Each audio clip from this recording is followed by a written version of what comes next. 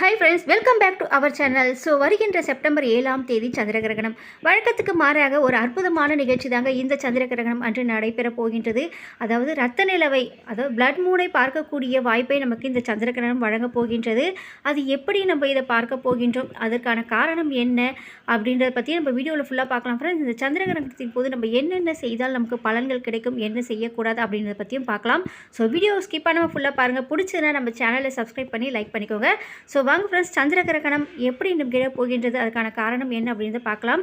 100 ஆண்டுகளுக்கு ஒரு முறை நிகழக்கூடிய நிகழ்வு தாங்க இந்த ஆண்டு நடைபெறக்கூடிய இரண்டாவது சந்திர கிரகணம். அதாவது எப்பவுமே இந்த கிரகணம்லாம் நடைபெறக்கூடிய டைமிங் அப்படின்னு பார்த்தீங்கன்னா 32 மினிட்ஸில் 1 ஹவருக்குள்ளே இந்த கிரகண நிகழ்வுலாம் வந்து நடைபெற்று முடிந்துவிடும்.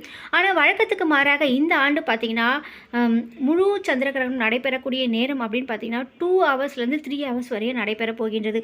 எப்பவுமே விட அதிகமான நேரம் இந்த நிகழ்வு நிகழப் போகின்றது.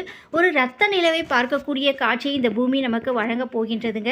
இந்த அற்புதமான அபூர்வமான காட்சி வானில் நிகழக்கூடிய நேரம், அதாவது சந்திர கிரகணம் நிகழக்கூடிய நேரம் வருகின்ற செப்டம்பர் 7ஆம் தேதி இரவு 9:58 மணிக்கு தொடங்கி மறுநாள் செப்டம்பர் 8ஆம் தேதி மிட் நைட், அதாவது நள்ளிரவு 1:26 மணி வரைக்கும் இந்த நிகழ்வானது நிகழப்போகின்றது. அதாவது மேக்சிமம் பார்த்தீங்கன்னா ஒரு 3 ஹவர்ஸ் வரைக்கும் இந்த சந்திர கிரகணம் நடைபெற போகின்றது. இது ஐ பீக்கில் இருக்கக்கூடிய நேரம் இரவு 11 மணியிலிருந்து 8 மணி வரைக்கும் ஐ பீக்கில் இருக்கும். ஸோ இந்த டைமிங் ரொம்ப ரொம்ப முக்கியம். அதாவது வானில் இந்த நிகழ்வு நிகழக்கூடிய நேரம் 82 மினிட்ஸ் வரைக்கும் இந்த நிகழ்வானது நடைபெற போகின்றது. இந்த நிகழ்வின் போது நமக்கு ஒரு ரத்த நிலவை பார்க்கக்கூடிய வாய்ப்பை இந்த சந்திர கிரகணம் நமக்கு வழங்க போகின்றது. ஒரு அபூர்வமான காட்சிங்க, அதிக சக்தி வாய்ந்த காட்சி அப்படின்னே சொல்லலாம். இந்த காட்சியின் போது நம்ம வந்து வெறும் கண்ணாலேயே வந்து இந்தியாவில் நிறைய இடங்களில் பார்க்கலாம் அப்படின்னு சொல்லப்பட்டிருக்கு. ஃபர்ஸ்ட் நம்ம இந்த சந்திர கிரகணம் அப்படின்னா என்ன அப்படின்றத பற்றியும் தெரிஞ்சுக்கலாம். ஸோ பூமி சூரியனுக்கும் சந்திரனுக்கும் இடையில் நகர்ந்து சூரிய ஒளி நேரடியாக சந்திரனை அடைவதை தடுக்கக்கூடிய ஒரு நிகழ்வு தாங்க இந்த சந்திர கிரகணம், அதாவது லூனார் எக்லிப்ஸ். அதாவது பார்த்தீங்கன்னா இருட்டாக மாறுவதற்கு பதிலாக சந்திரன் சிவப்பு ஆரஞ்சு நிறமாக மாறும். இந்த நிகழ்வு தான் ரத்த நிலவு அப்படின்னு சொல்கிறாங்க. ஸோ கிரகணம் மேக்ஸிமம் நமக்கு நிகழக்கூடிய நிகழ்வு அப்படின்னு பார்த்தீங்கன்னா நம்ம ஆல்ரெடி சொல்லியிருக்கிறது தான் 32 மினிட்ஸ்லேருந்து 1 ஹவர் வரைக்கும் நிகழும். இந்த ஆண்டு பார்த்திங்கன்னா 82 நிமிடங்கள், அதாவது 3 ஹவர்ஸ் 29 மினிட்ஸ் வந்து நடைபெற போகின்றது. வழக்கத்துக்கு மாறாக நீண்ட நேரம் வந்து இந்த நிகழ்வு நிகழப் போகின்றது. ஒரு அபூர்வமான காட்சி.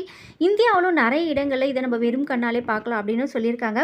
பொதுவாக நம்ம இந்த கிரகணத்தின் போது எந்த விஷயங்கள் செய்தாலும் நமக்கு இரட்டிப்பு பலன் கிடைக்கும், அதாவது 100 மடங்கு பலன் கிடைக்கும் அப்படின்னே சொல்லலாம். என்ன மாதிரியான விஷயங்களை செஞ்சு நம்ம பலன் பெறலாம் அப்படின்னு பார்த்தீங்கன்னா, இந்த கிரகணத்தின் போது நீங்கள் பூஜை வழிபாடுகளை செய்யலாம். பூஜை அறையில் அமர்ந்துட்டோ இல்லை தனியாக அமர்ந்துட்டோ தியான வழிபாடுகளை மேற்கொள்ளலாம். இறைவனுடைய மந்திரங்கள் ஜபங்களை ஜபிக்கலாம். உங்கள் வேண்டுதல்களை மனதார வைக்கலாம். எந்த விஷயங்களை நீங்கள் செய்யும் போதும் இந்த கிரகணத்தின் போது 100 மடங்கு பலன் நமக்கு நிச்சயமாக கிடைக்கும். அதனால் இந்த கிரகணத்தின் போது நீங்களும் வந்து தனியாக அமர்ந்துட்டு இறைவனுடைய நாமத்தை சொன்னாவே போதும், நமக்கு தேவையான அனைத்தையுமே வந்து இறைவன் கொடுத்து விடுவார். முடிஞ்ச வரைக்கும் ஒரு 50 to 30 மினிட்ஸ் வரைக்கும் நீங்கள் இந்த தியான வழிபாடை மேற்கொள்ளுங்கள். நல்ல பலன் நிச்சயமாக கிடைக்கும். 100 மடங்கு பலன்கள் நமக்கு கிடைக்கும்.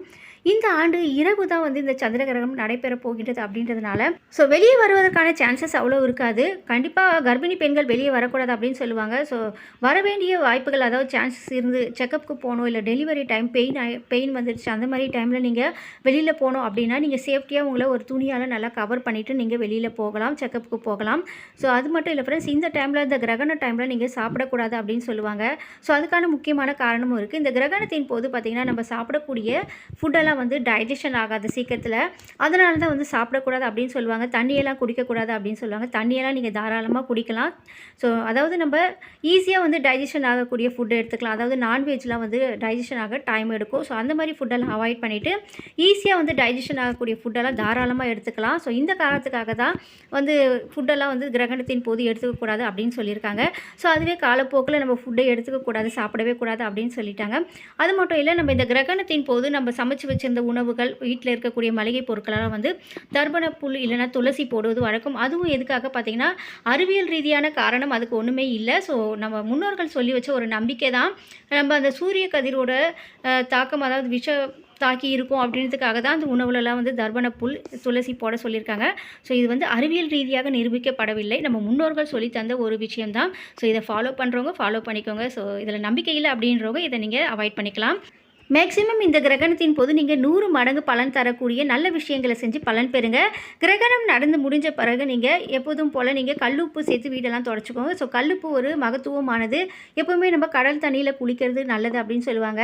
ஸோ அதன் பாரம்பரியமாகத்தான் நம்ம கல்லுப்பை தண்ணியில் சேர்த்து குளிக்கிறதும் வீடு துடைக்க கல்லுப்பை பயன்படுத்துவதும். அதனால் நீங்கள் கிரகணம் முடிஞ்சதுக்கப்புறம் குளிக்கிற தண்ணியில் கொஞ்சமாக கல்லுப்பு சேர்த்து குளிச்சுக்கோங்க. அதே மாதிரி வீடு துடைக்கும் போது கொஞ்சமாக மஞ்சள் தூளும் கல்லுப்பும் சேர்த்து வீடெல்லாம் தொடச்சிட்டு எப்பவும் போல் நீங்கள் வழக்கமான உங்கள் வேலைகளையும் பூஜை முறைகளையும் தொடங்கலாம்.